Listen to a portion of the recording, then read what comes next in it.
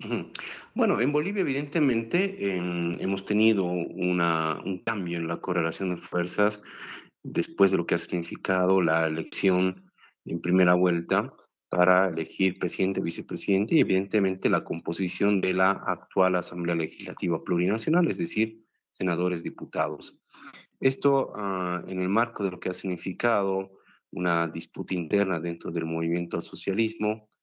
candidaturas dispersas, fragmentadas, el llamamiento al voto nulo, pero fundamentalmente la posibilidad de que hoy los sectores más conservadores, los sectores neoliberales, y que de alguna otra forma en su momento apoyaron el golpe de Estado contra el expresidente Evo Morales, pues asuman una mayoría, no solamente en este caso política, sino fundamentalmente dentro de la Asamblea Legislativa Plurinacional. Digo entre comillas política porque evidentemente en lo formal ellos han copado la Asamblea Legislativa Plurinacional. Sin embargo, esa gran mayoría nacional popular, que reitero ha estado dispersa dentro de este fraccionamiento y esta pelea interna, sigue siendo, sin lugar a dudas, una mayoría en el ámbito social. Entonces, esta correlación de fuerzas, este cambio de correlación de fuerzas, sin lugar a dudas, ha dado lugar a que quienes hoy están administrando la justicia, quienes hoy de alguna otra forma claramente están demostrando una subordinación a la nueva estructura política que va a conformarse, que ya se ha conformado dentro de la Asamblea y que en la segunda vuelta, en el balotaje, va a definir quién va a gobernar este país en la presidencia y la vicepresidencia, claramente quieren congraciarse, quieren quedar bien, quieren de alguna otra forma tomar decisiones antes de la asunción de un nuevo gobierno que están enmarcadas en esta perspectiva conservadora, en esta perspectiva que de alguna otra forma está buscando, por un lado, la impunidad, está buscando, por otro lado, dejar de lado lo que significa la justicia, ¿no? En lo que ha significado las muertes en Sacaba y en Sencata, pero lo fundamental, de alguna otra forma, beneficiar a líderes de la ultraderecha en Bolivia que claramente, reitero, buscan tener un manto de impunidad.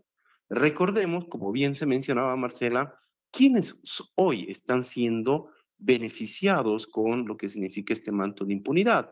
El señor Fernando Camacho, que en la actualidad pesa sobre el golpe de Estado 1, el proceso contra lo que ha significado el paro de 36 días en Santa Cruz, que además de agredir a hermanos campesinos, personas de Bolivia, buscaba claramente intentar también desestabilizar al actual gobierno nacional. Por su parte, Fernando Camacho, él ha sido elegido como gobernador de Santa Cruz, tiene también procesos vinculados con actos de, presumible actos de corrupción, como el denominado decretazo y la compra de carros bomberos con, en este caso, excedentes económicos. Marcos Pumari, que es un líder del presidente de Potosí, del Comité Cívico en su momento, conservador, sin lugar a dudas, tiene también procesos vinculados con el golpe de Estado 1, al igual que Fernando Camacho, pero también Marcos Pumari está vinculado o está acusado por la quema del Tribunal Departamental Electoral de Potosí. Recordará a la gente, la opinión pública, que cuando se gestó el golpe de Estado en Bolivia, en el año 2019, uno de los argumentos que tenía la derecha era el posible fraude o el fraude electoral que se había gestado, según ellos, desde el gobierno nacional en ese entonces a la cabeza del expresidente Evo Morales. Y a partir de este argumento falaz, que de alguna otra forma era una cocina para movilizar a la gente, empezaron a tomar instituciones públicas, pero fundamentalmente tomar los tribunales departamentales electorales, donde se llevaba adelante el cómputo de las actas y obviamente se, en este caso, registraba todo el proceso electoral que se había desarrollado. Entonces, dentro de estos procesos están el señor Camacho, el señor Marcos Pumari y obviamente Yanina Añez, pero que a diferencia de estos dos anteriores,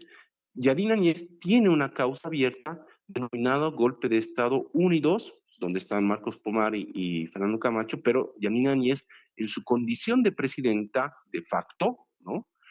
También fue aperturado el golpe de Estado 2, ya que habría usurpado, se habría autonombrado vulnerando el procedimiento dentro de la Asamblea Legislativa Plurinacional y concretamente dentro de lo que significa la Cámara de Senadores, autoproclamándose primero como presidenta del Senado y posteriormente presidenta de la Asamblea Legislativa Plurinacional y de facto presidenta del país. Además de esto, Yanine Áñez, en su condición de expresidenta de facto, tiene abierta la causa por la masacre de Sacaba y Sencata, donde hermanos campesinos fueron masacrados, acribillados por parte de lo que significa las Fuerzas Armadas y la policía, amparados por un decreto supremo que suscribió Yanine Áñez con parte de lo que significa sus ministros de gobierno y también otros de otras carteras que le daban vía libre a la represión y a la masacre por parte de los militares al pueblo boliviano. Además de esto, sumado a estos procesos, Yanine Áñez tiene abierta una causa denominada Caso Eva, que es un nombramiento irregular, ya que en Bolivia se sanciona el nepotismo, es decir, una autoridad no puede designar a un familiar cercano, ¿no? Y esto obviamente da lugar pues también a un proceso como tal. Entonces, en ese contexto, tanto Luis Fernando Chacho, exgobernador de Santa Cruz, Marcos Pumari, exdirigente cívico de la conservadora Concipo de Potosí, y obviamente Yanine Áñez, hoy están siendo beneficiados después de un proceso electoral donde claramente de lo que A la significa la... representación dentro de la Asamblea Legislativa Plurinacional y para, vamos a decirlo así, congraciarse, quedar bien, pero claramente demostrar una subordinación, y esto no solamente en este contexto, sino una perspectiva de persecución judicial, la UFARE, la guerra judicial contra líderes de lo nacional popular, porque claramente se está configurando aquello, un nuevo gobierno conservador, un nuevo gobierno desde la perspectiva neoliberal y que va a tener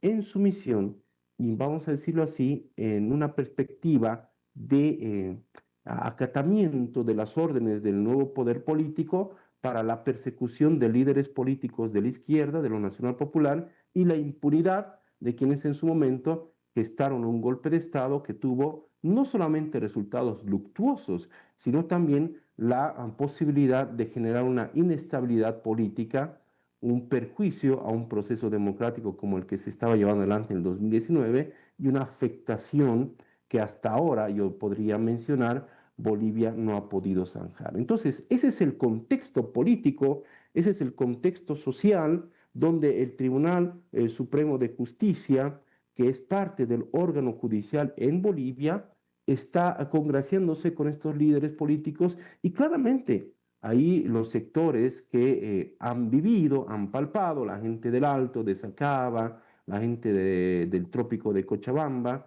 de las 6 federaciones del trópico de Cochabamba, que también han sido masacrados, han empezado a elevar su voz de reclamo, invisibilizada evidentemente por los grandes medios de comunicación, y que claramente lo que están en este caso manifestando es que se quiere generar estos mantos de impunidad,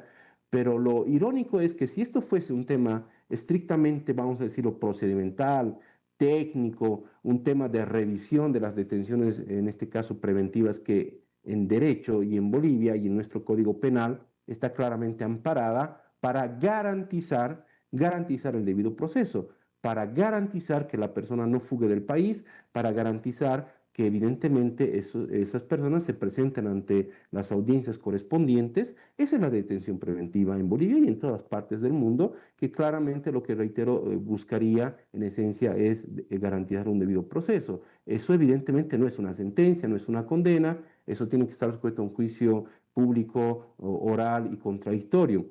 Pero además de este tema de la cesación de la detención preventiva como un mecanismo para garantizar el debido proceso en Bolivia y en el mundo entero,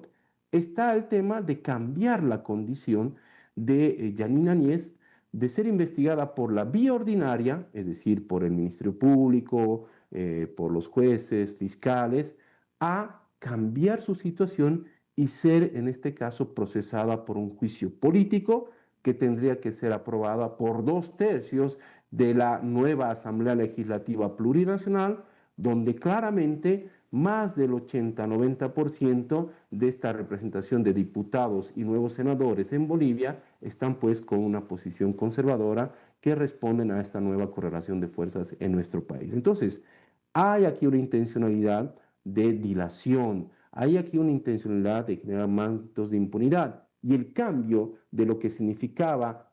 el procesamiento en la vía ordinaria como una ciudadana común y corriente allá en Ñañez, porque asumió un gobierno, evidentemente fue presidenta, pero presidenta de facto, vulnerando los procedimientos en la Asamblea Legislativa Plurinacional, a que sea investigada o procesada por el juicio político, el impeachment, como se denomina en algunos otros países, o el juicio de responsabilidades, como se conoce en nuestro país, claramente va a generar pues que este proceso se archive, este proceso no se apruebe y con esta nueva correlación de fuerzas dentro de la Asamblea Legislativa Plurinacional, pues esto duerma el sueño de los justos y evite justamente la justicia y genere estos mantos de impunidad en nuestro país.